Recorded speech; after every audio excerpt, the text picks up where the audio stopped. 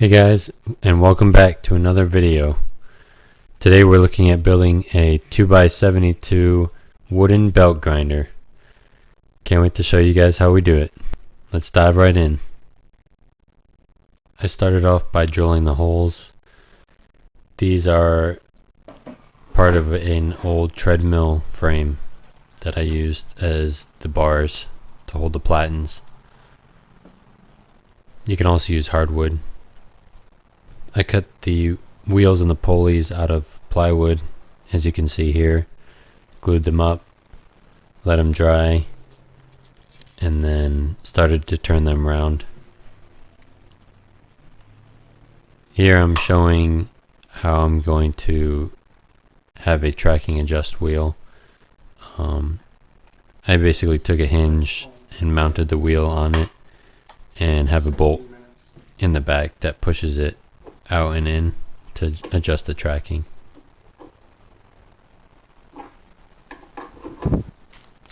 Here you can see the temporary pulley and the V-belt,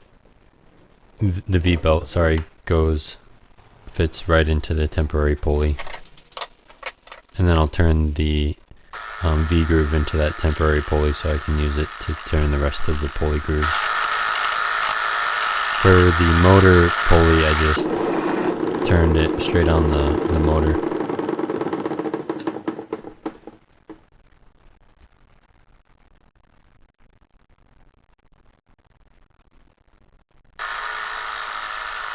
Here I'm turning the rest of the V-grooves in the pulley on the belt grinder. They need to fit the sides of the V-belt, not the bottom. The bottom should not touch of the V-belt. That's not what it's designed for. It's designed to transfer power through the sides of the V-belt. So you need to get that pretty accurate. You don't want it twisted either, as that will prematurely wear your belt. So alignment is key. Here I'm figuring out where to position the belt tensioning / tracking wheel on the belt grinder. I designed this belt grinder to fit a 2x72 belt, so the total perimeter between all the wheels needs to be a little bit less than 72 inches, as I need room to tension the belt and remove it.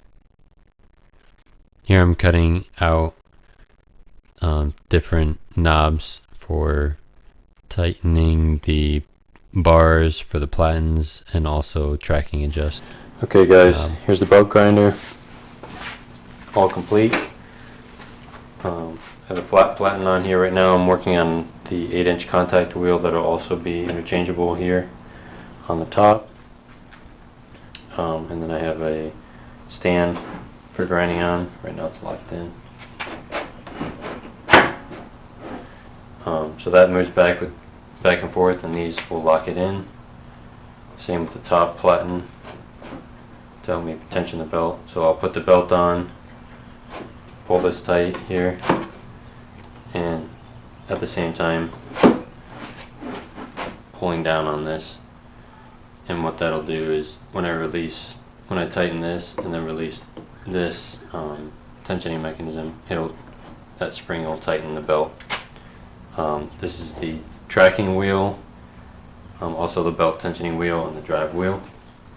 On the back here I can adjust for tracking, basically just on a hinge pushing this and a bolt pushing this in and out.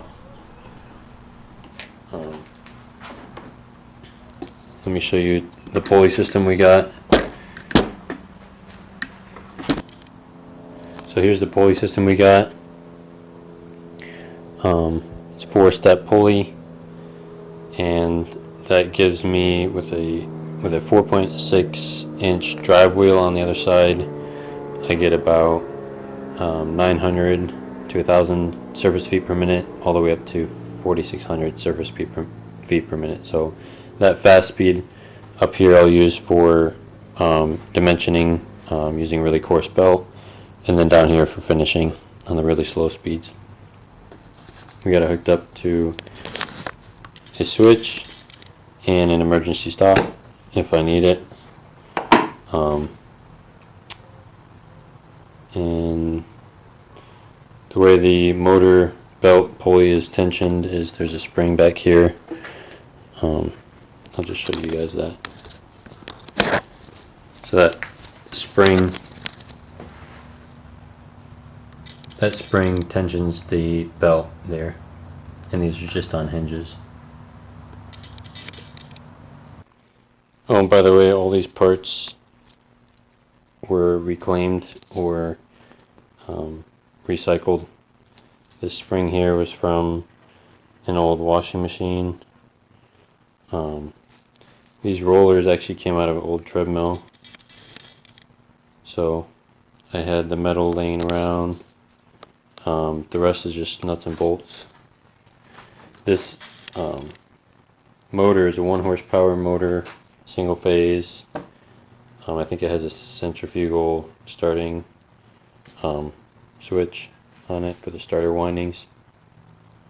And it came out of an old industrial paint shaker, I guess, that somebody was throwing out on the side of the road, so I picked it up. The pulleys were handmade, and the pulley I did have to buy, the belt I did have to buy. Another spring I had just laying around over here. Turn this guy on the lathe, and this emergency stop and all the wiring for the motor came out of the industrial paint shaker. So, oh, and these were just parts of the treadmill frame. So, all in all, I think it cost me, I'd say somewhere around $40 instead of $6,000 like some of the new ones run. It has pretty similar horsepower. My favorite thing is that you can just push on this here, and that kind of slacks the belt. I don't know if you can see that, just a little bit, and you can work it up to different speeds. So instead of having an expensive speed controller, you just work with pulleys, and I don't think I'm going to need more than 4 speeds. 4 speeds is plenty, I think. So yeah, exciting stuff. Can't wait to use it.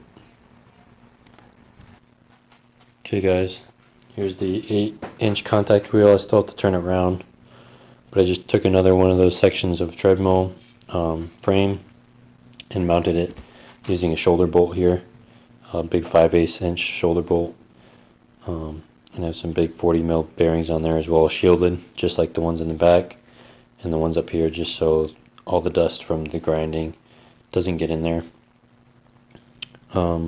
Might have to look into raising this table up to get it closer to the center, but I think that's a good height, just in case I want to grind fullers or whatever.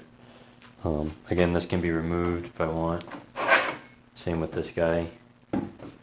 And I plan on making a 10-inch contact wheel at some point, but as of right now, this will do.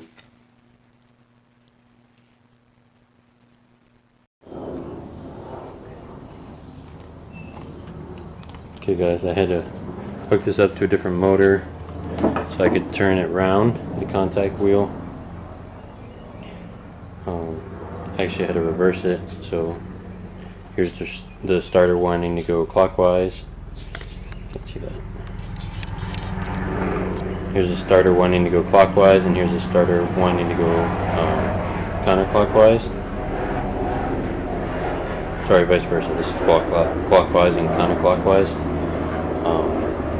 And that just hooks up to an electromagnetic relay here for the starter windings, and then so that relay flips on, activates the starter windings until the motor gets up to speed, and then since there's not a lot of current draw through the motor, since it's not starting up, it'll flip down and turn off the starter windings so they don't burn up, and then it just runs on the main windings there. Just a little 1/2 horsepower motor I got out of a washing machine, and I put my temporary pulley on there.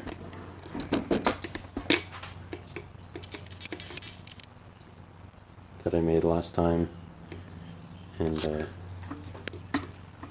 just clamped a piece of wood to the tool rest there. That made it good. tool rest for my lathe chisels, turning tools. So yeah. As you can see on this hardened piece of steel, it throws a lot of sparks. This is with a 36 grit belt.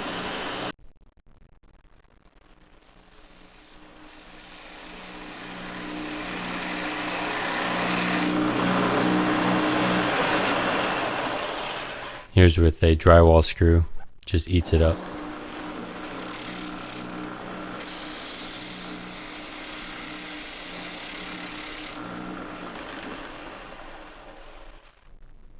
Here I changed out the contact wheel for the flat platen.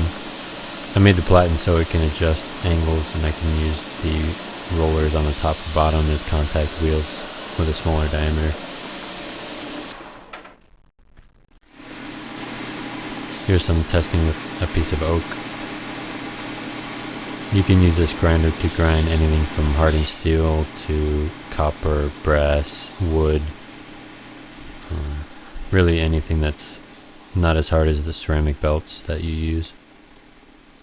I opted for ceramic belts because you can run them faster, they last longer, and they tend to cut cleaner in my opinion, although I have not much experience with them. That's just a piece of foam that I use to clean the belt. Takes all the wood off that's clogged in the grit. Now using a 120 grit belt, you get a pretty good finish right off of the belt. I can leave the link to the belt pack that I got. It's from Red Label, and it comes with a 6-pack of belts ranging from 36 grit all the way to 120. Here I show changing out the platen and putting on a new belt. It's pretty quick to adjust and tension the belt.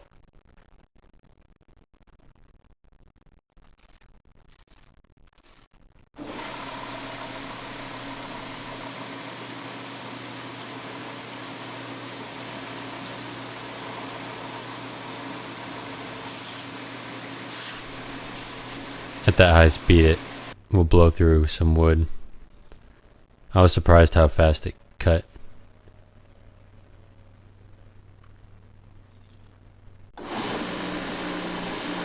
There you go. I do not have plans as of yet for this belt grinder, but I plan on making them in the future. And like I said, most of this stuff was reclaimed, so it won't cost you guys much to make. So I hope you guys enjoyed. I know I enjoyed making the video for you guys. Thanks for watching, like and subscribe, and we'll see you on the next one.